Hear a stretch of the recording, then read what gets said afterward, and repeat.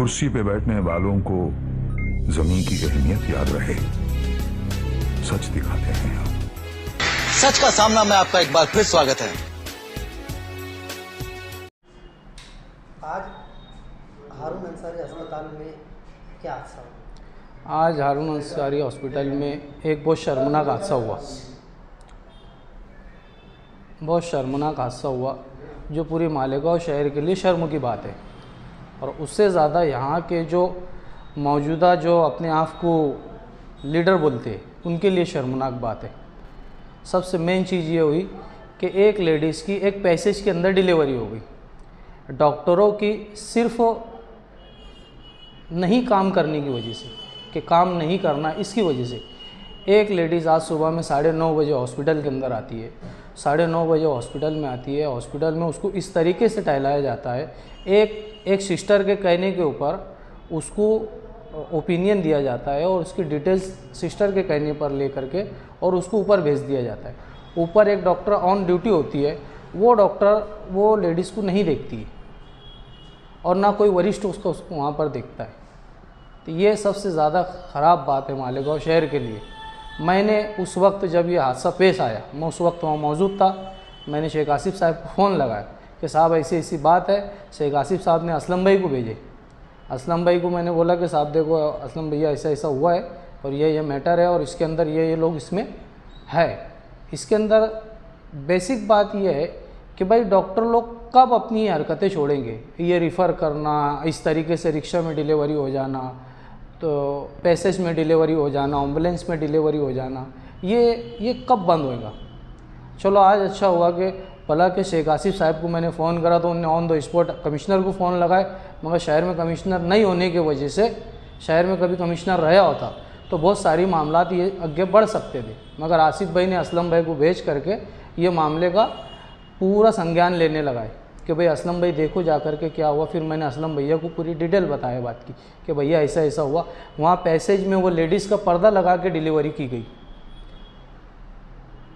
ये बहुत ख़राब बात है मालेगांव शहर के लिए। मालेगांव की आवाम, हमारी माँ बहनें जो हामला रहती है, मतलब ये ऐसा है कि भाई किसी की इज़्ज़त नहीं है क्या?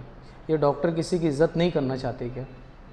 तो इसके ऊपर कहीं ना कहीं हम आसिफ भाई से ये मुतालबा करेंगे कि साहब आप इसके ऊपर ध्यान दीजिए और ये मामलात को पूरी तरीके से साहब आप इसके ऊपर ध्यान दे करके और आला अधिकारियों से बात करके और इसको सही करने की कोशिश कीजिए। गायनेक डॉक्टर मौजूद थे क्या वहाँ पर? गायनिक डॉक्टर जब ये मामला हुआ तब भी मौजूद नहीं थे वहाँ।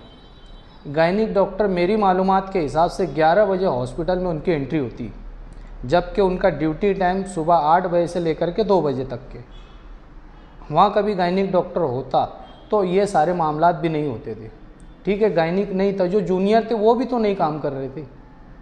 जूनियर लोगों का भी तो काम था ना कि भाई पेशेंट की केयर किया जाए। एक ओपीडी होती है जिसमें 6-6, 7-7 डॉक्टर बैठे रहते और एक पेशेंट अंदर लेते हैं। एक पेशेंट लेने के बाद उसको सिस्टर ओपिनियन देती है कि मैडम ऐसा है, मैडम वैसा है, तो उसके ऊपर वो लोग एक्शन लेते हैं। तो हम कैसे हमारे लोगों को सेफ मानेंगे कि भाई हमारे लोग जाने के बाद सेफ़ है सरकारी हॉस्पिटल में।